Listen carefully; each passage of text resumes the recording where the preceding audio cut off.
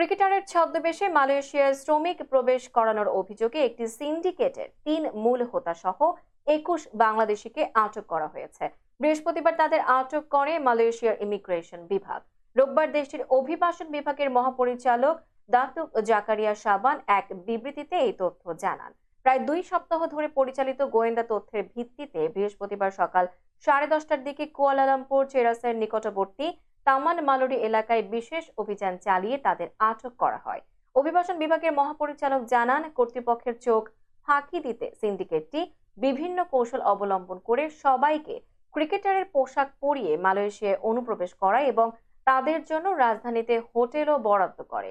একই সঙ্গে সিন্ডিকেটটি কর্তৃপক্ষকে দেখানোর জন্য বাংলাদেশে ফেরার জন্য টিকিটও বুক করেন। বিশেষ অভিযান চালিয়ে 18 কপি বাংলাদেশি পাসপোর্ট, 990 রিঙ্গিত নগদ নোট ও ক্রীড়া প্রতিযোগিতায় অংশগ্রহণের আমন্ত্রণপত্র জব্দ করা হয়। ধারণা করা হচ্ছে সিন্ডিকেটটি গত 4 মাস ধরে প্রত্যেক বাংলাদেশি শ্রমিকের মালয়েশিয়ার প্রবেশের জন্য 2 থেকে 5,000 রিঙ্গিত আদায় করত।